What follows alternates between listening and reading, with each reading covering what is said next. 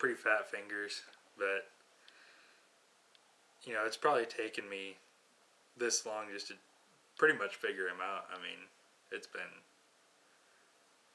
probably just short of a year since I started tying, probably a bit less than that, but finally figured him out. So thought I'd do a little bit of videos for you guys pertaining to little tips and tricks and, you know, stuff I've learned about different materials. And goose buyouts is probably the main one that kind of triggered this, so thought I'd share a little bit. And in the process, we'll kind of tie a basic Prince nymph. So just got a 14 hook and some big 140 threads so you guys can see a little bit better. But now when you're tying in a tail, the thing that really helps it split out is, some people use a little dubbing ball back here, but I just like to use thread, and it keeps things cleaned up a little bit, and you know, doesn't spread them out too far, whereas, you know, thread, you get a little bit more control over the size of that ball back there than you do with dubbing.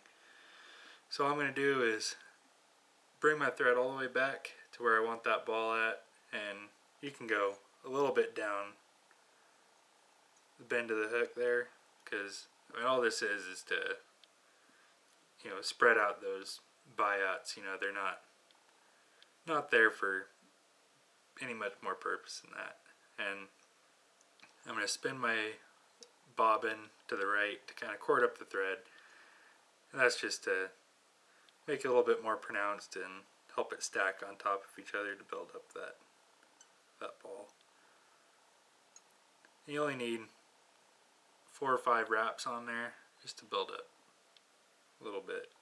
And just gonna bring my thread right in front of that. Okay. And then when you're working with buyouts, easiest thing, these are kind of hard to see, but I'll show you on some white ones here. So easiest thing is just spread them open like that, and that'll make it easier to pick out the 2 that you want, and then you're going to tear them free. You can clip them off. I started clipping them off, but if you tear them off instead of clipping, it gives you a little bit more length to work with, and just makes it that much easier. Then you will get kind of these fuzzies like that, and makes it hard to slide them past each other, so I do like to clip those off. And it seems kind of redundant, we just pulled it off and then you go and break out the scissors again, but you know, it does help a little bit if you pull them off instead of clipping them, and because it's really hard to get your scissors down in there, and you know. So then all I'm going to do is open them up like that, face them back to back,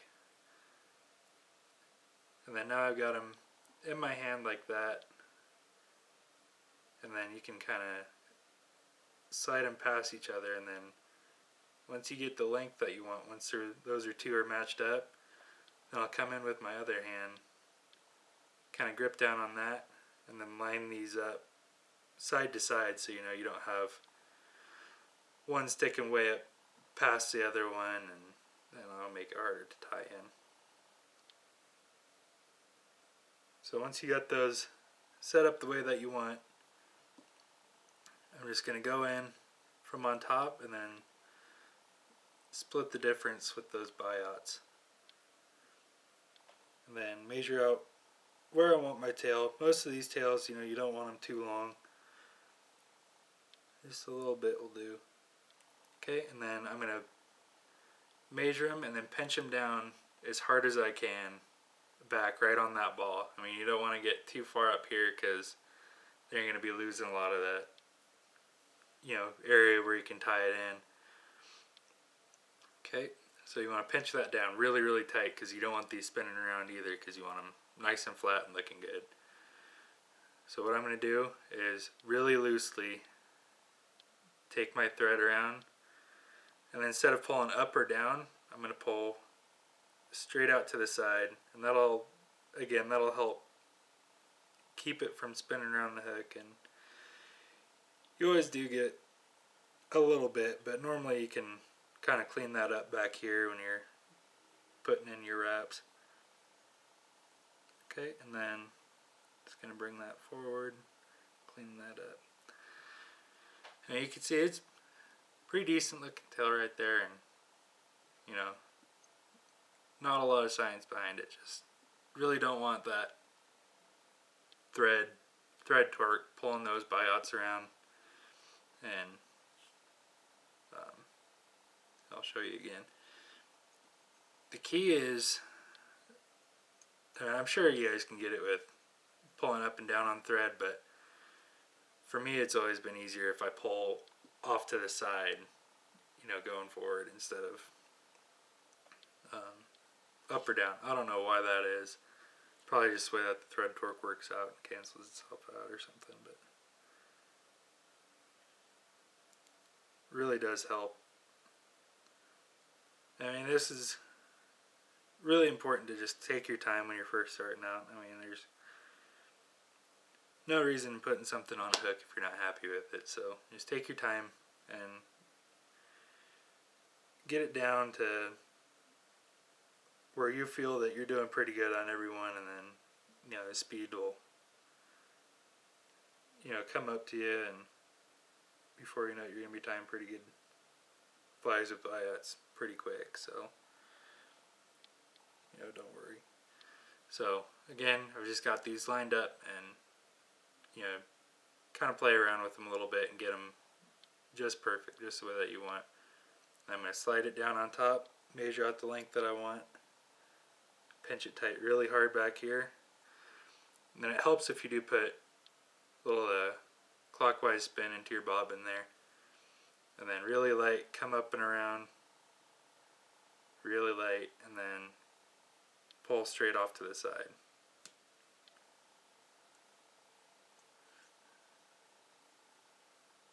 And then just clean that up.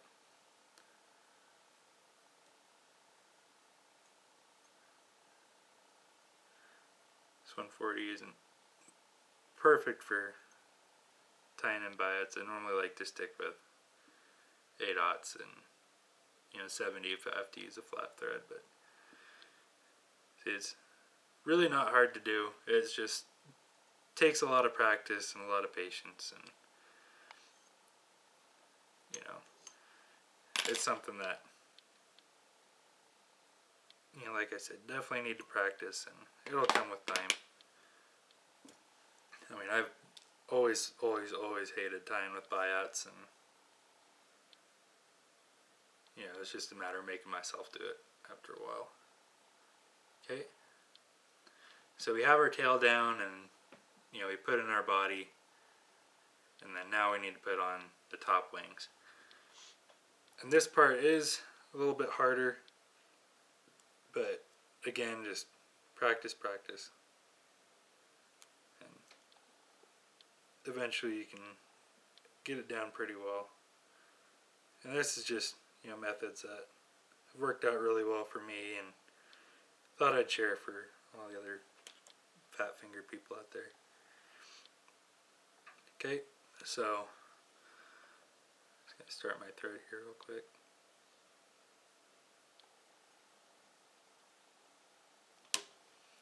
Okay, and then same thing as before, but instead of, you know, turning these around and lining them up, I'm just gonna, just as I peeled them off the buyout stem, I'm just gonna leave them like that, and then just line these up and play around with the angle a little bit too. You want, what I found, what I think looks best anyways, is,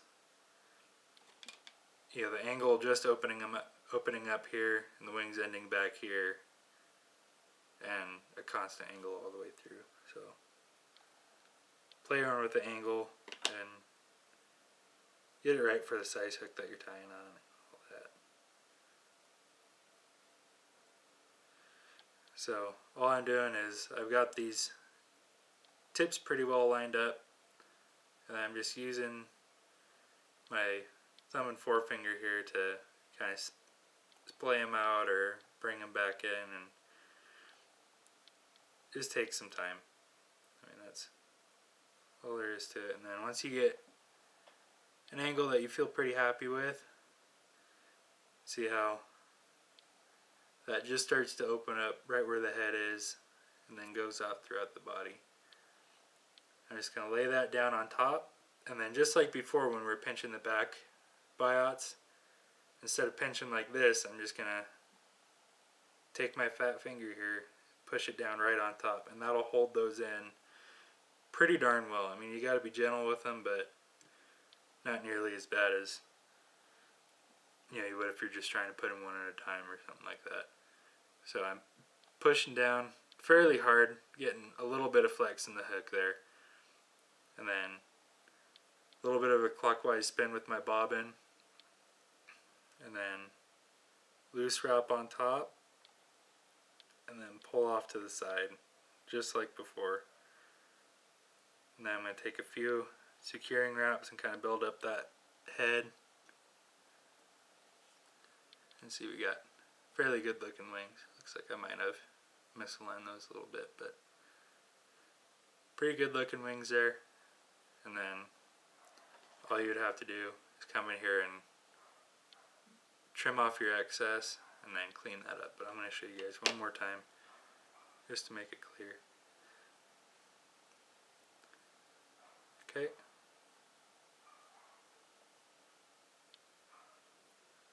So what I'm doing here is I'm going to line up the tips.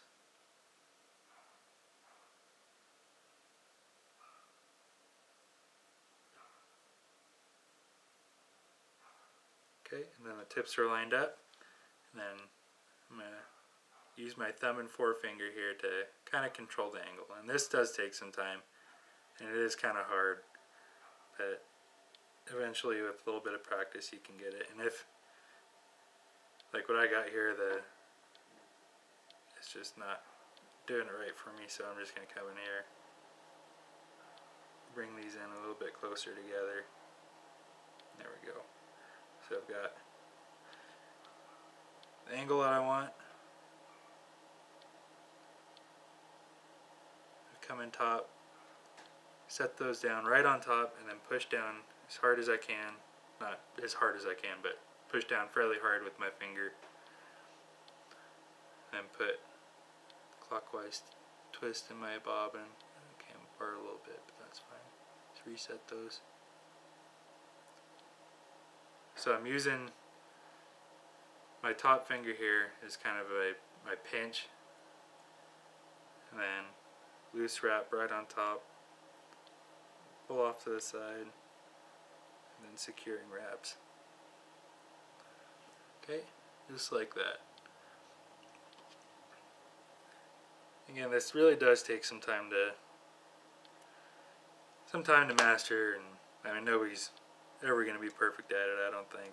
I'm sure somebody out there thinks they are, but there's always ways that they can improve. And this takes